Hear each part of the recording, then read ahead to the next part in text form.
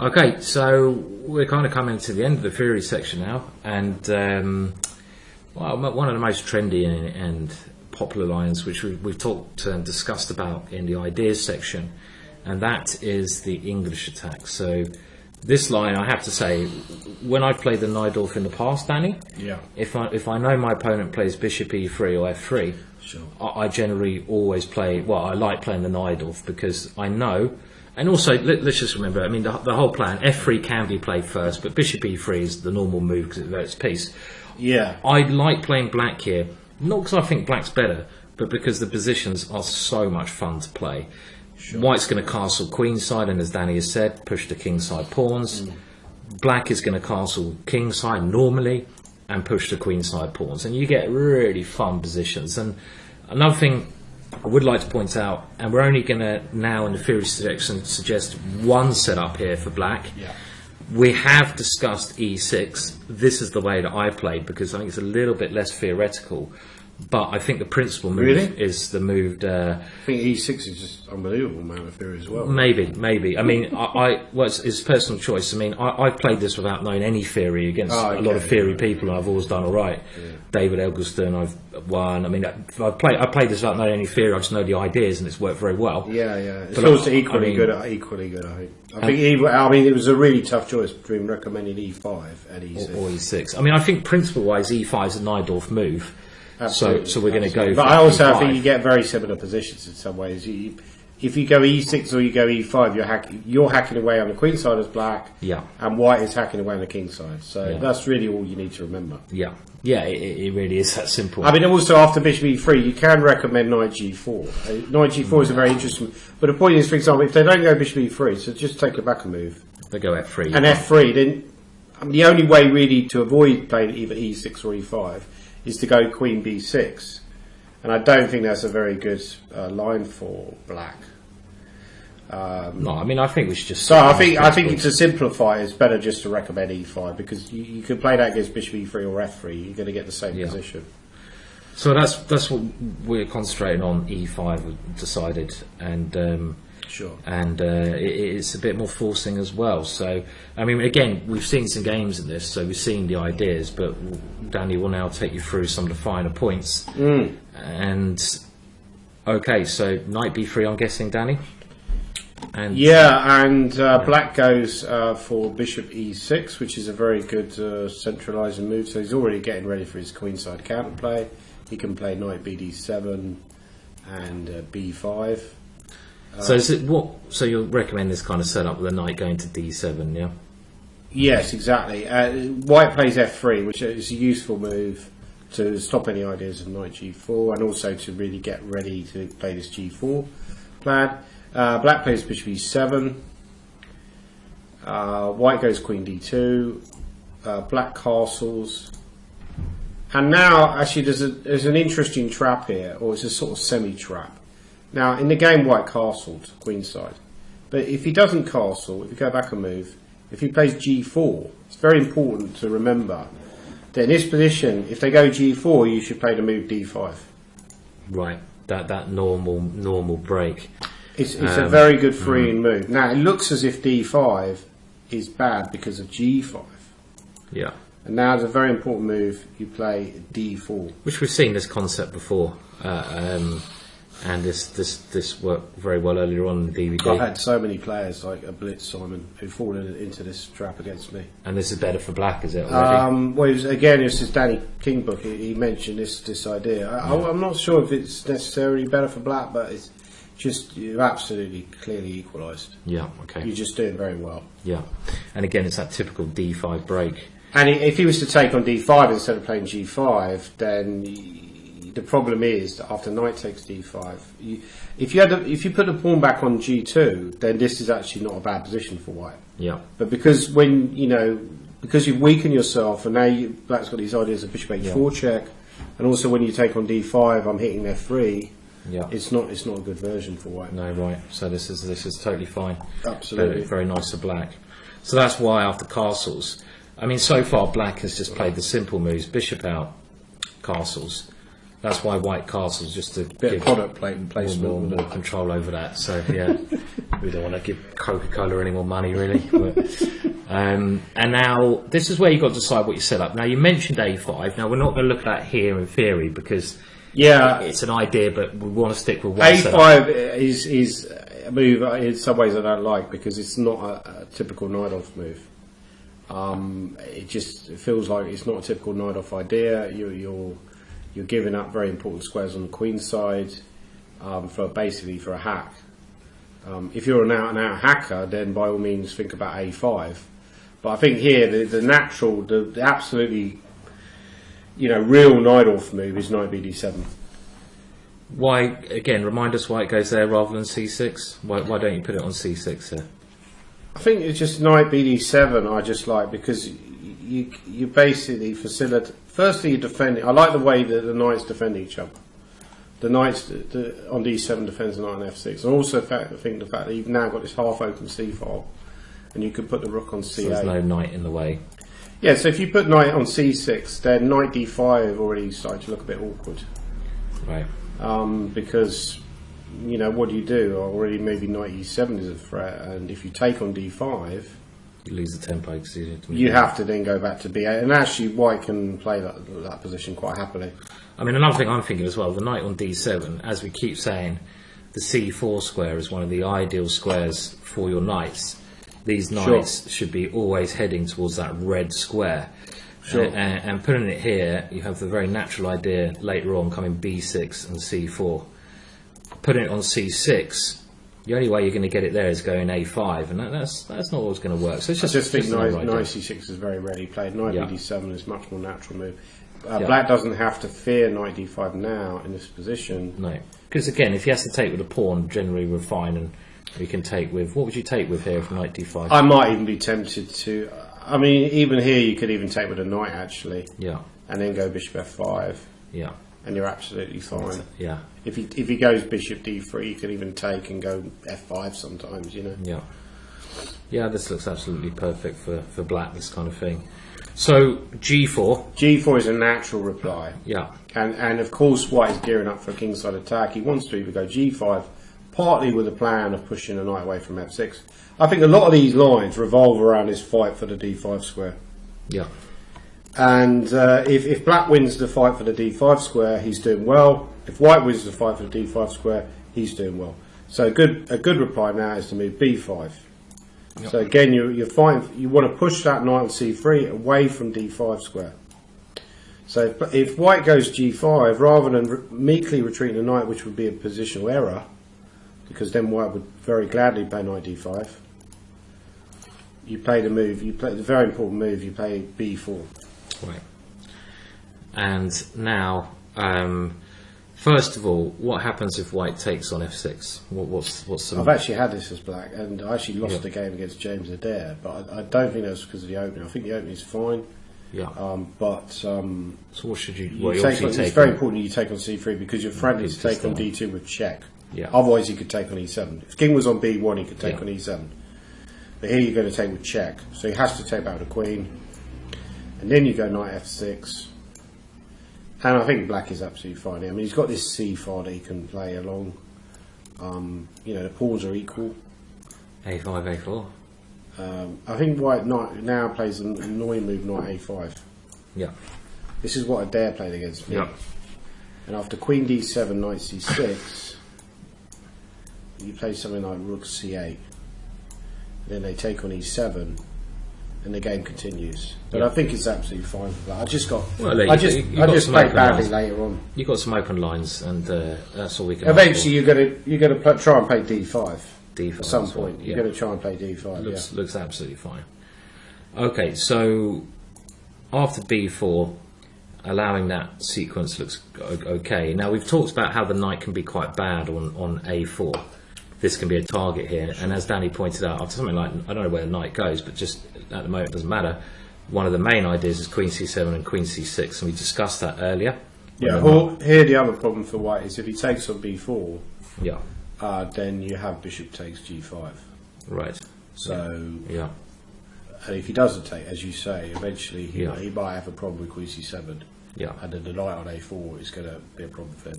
So knight e2 is the main line because that knight also tries to come round, and now you have to move your knight. Moving to h5, as Danny mentioned before, is only, well, not only, but it's a lot better when white doesn't have this bishop on f3. Because if you go here now, you have e3. You have to watch out for like knight g3s. Absolutely. And you can't come into f4. Well, you could, but I mean, you're going to lose a pawn. So that's why when this bishop. Well, are you going to lose a pawn? I'm not sure because he's got bishop g5. I mean, just in principle. I mean, I think this is just h4 in principle. would be a good move here for white because then he would be friendly to take that one. Principle, try to do this without the bishop. I mean, knight e8 looks sensible. Yeah, because also if you take on g3, I mean, I had some horrible game I lost after knight. Sorry, just go back to that position after knight h5, knight g3. I had some horrible game I lost once as black, where I ended up having to take on g3. Yeah, I mean, this is just horrible. And then you've got to avoid horribly mauled down the h file. Yeah, I mean, you're going to get mated if this happens. So knight e8 looks much safer, doesn't it? You know, defend. Yeah. And absolutely, yeah, it's a safe move, and you're ready with your queenside counterplay. You're going to go a5. I like this next thing because, okay, you know, your main idea is the pawn storm in all these lines. Very simple to play for black. That's why it's a lot of fun. This, and after f4, we just had this pawn coming down attacking the knight, and this pawn coming down attacking the knight. Sure. And now a5, f5, a4. So we get the same thing with the other knights, which is bizarre. And I expect this is all theory, but again, we're not going to go. This is very theoretical, but to be fair, let's not go too deep because this is. Also, you got to bear in mind the players that you're going to be playing against. How much of this are they going to know? You know, if you're unlucky and they know all of this, then fair enough. But you know, the chances are they're probably going to sort of lose their way around about this point. Yeah. You know, so don't be too concerned if you feel like, you know, a lot of people just say, "Oh, I don't like playing Sicilian because you need to know so much theory." But I'm thinking, you know, how many games do you actually play? How many physical games do you actually play where you do need to know that much theory? I mean, there's not that many. Yeah. You know, the chances are. This is why we were so keen to emphasise in this video. The important thing is to know the basic themes of the opening, and not to just basically get overwhelmed with the theory. Yeah, I agree. And I mean, this position, again, I would say if I was playing this in a tournament, and I was, you know, a very important game, like a big tournament, an open, then I would check this variation. And sure. I think DVDs, you know, they're best made to give you an overview. If you really want to take it seriously, you have to go and check these things with your computer. You have to check the lines in the books with a computer anyway. Don't ever take an author's word for it. It's not a good idea. So, you know, you can take these positions deeper.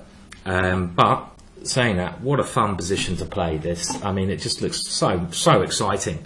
I mean, this kind of position. I mean, one line actually, they can take on e6, for example. Yeah. And when you take on b3, they take on f7. It's nice to point out if they take on d7, you take here with a pawn, and you can't stop that pawn from queening with check, which is very funny. So they take on f7. Yeah. Then you go rook f7. Yeah. Then they take on b3 with obviously they can't take with the a pawn. That'll be checkmate. So you can see it's very dangerous for white already. So they have to take here. Think so. You go c takes. Yeah. And now rook a2, a natural move. King b1. Yeah. And the game continues.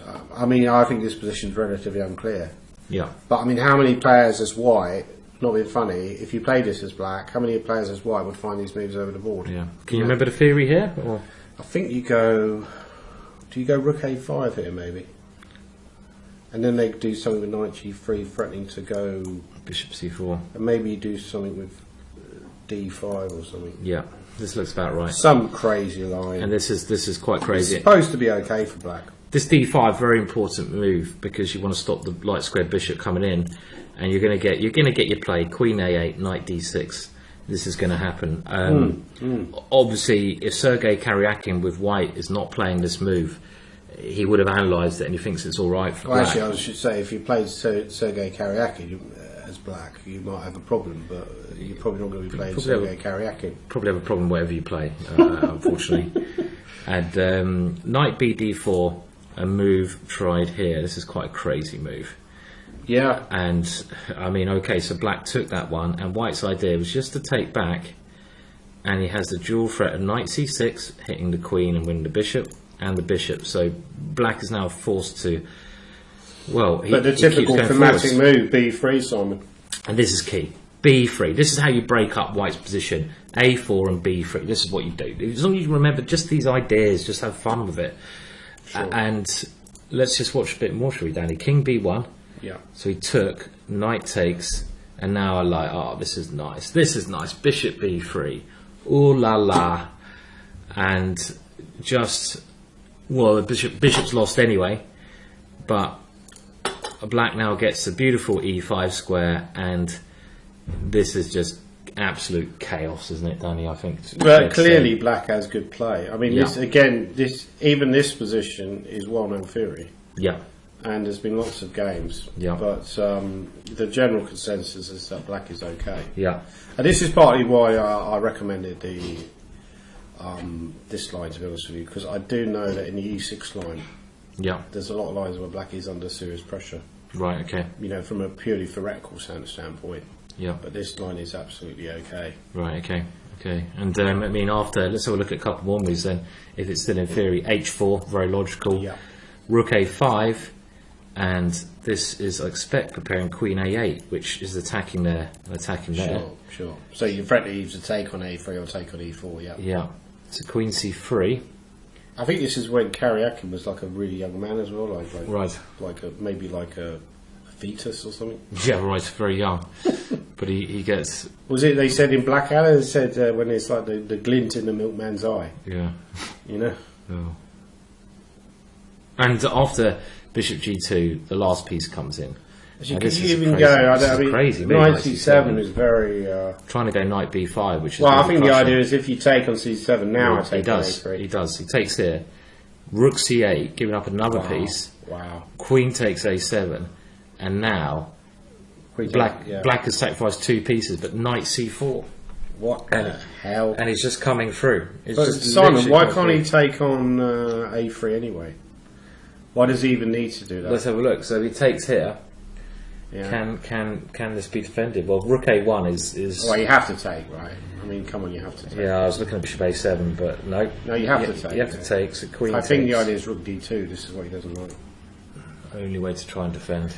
Even this looks slightly dangerous. If you go knight c4 or something like this. Yeah, but maybe knight c4 is just much stronger. I mean, I'm sure. I'm sure it's all preparation. Knight c4 straight away, and this is just going to do the same thing but blast it through. I mean, rook takes a3 is now a real threat because you keep the d2 square covered. Yeah. And after g6, well, white has a go, but he takes, and now just whips this one off. And look at this. This is just tremendous. I like this game's fun to look over. Yeah, it's a nice game. Takes king h7, knight check. Only move probably, otherwise only move. Checkmate. You've got to try and move one of those black pieces away. So now he's got his king can run to the c file because he's distracted. So he out of pure desperation he takes on f8. And does he get mated anyway? Let's have a look. Queen a1, rook a2. Wow, queen a5, king hunts. This is a credible game. King d4, rook a4, and it's going to be mate because that queen very nice game, or the rook is coming. I mean, he could have taken on f8 and probably winning as well because the white king's so exposed, but. Nice game. Very nice game. Is there anything you want to add to that? You know, so I mean, just if bishop e3, you can see these lines are so much fun, and as long as you remember just to set up with your normal things, knight on d7, pawn on b5. I think it's key, Danny, to remember that when this pawn gets to g4, you want to, when they play g5 as white does here, you don't want to limply move this away if you can counter-attack with a move like b4. Try to get rid of that knight from that square so it can't come in easily. Exactly. So let's just imagine, what happens if, just go back and move, what happens if they only got a knight? I know it doesn't look right, but what happens if they only got a3? What would you do then? Because I'm then now going to go b. I suppose the main point is g5 isn't the end of the world for black. No. This is a weakening move, isn't it? It's a weakening move. I remember what you said earlier, Danny, and there was a game, Yu Yang Yi, when a3 was played, he just went rook b8. because he got B4 in, and when he played B4, Sure. you're gonna get some open lines, aren't you? I mean, you know. So But this if you go back a move, actually, instead of rook b8, maybe here I might even think about knight b6. Knight B6 as well, yeah. 'Cause So this knight can come to D7, which is a nice now square. because I remember what I said before Yeah. about you're trying to. Yeah, It's important to try and control d5. yeah, This is really where the main fight revolves yeah. around. So this is nice, yeah. So if they go g5 now, you go knight fd7. Nice. And you've still got all your counterplay, rook c8 and knight c4. Knight c4's now not quite a nice threat. Yeah, they're all coming in. It looks very good, yeah. So I think to be honest, with the English attack, that's pretty much everything we can talk about. Theoretically, Sure. there are lines we obviously have missed out here. But they're not going to be main lines. They're not going to be anything that scares you. They're not going to be anything to worry about. So we've covered now all the main lines. Let's go on to conclusion and discuss them. Discuss the DVD, shall we? Absolutely, Simon. Yeah, good idea, mate. Yeah. Cool. Then we can get down the pub. Definitely.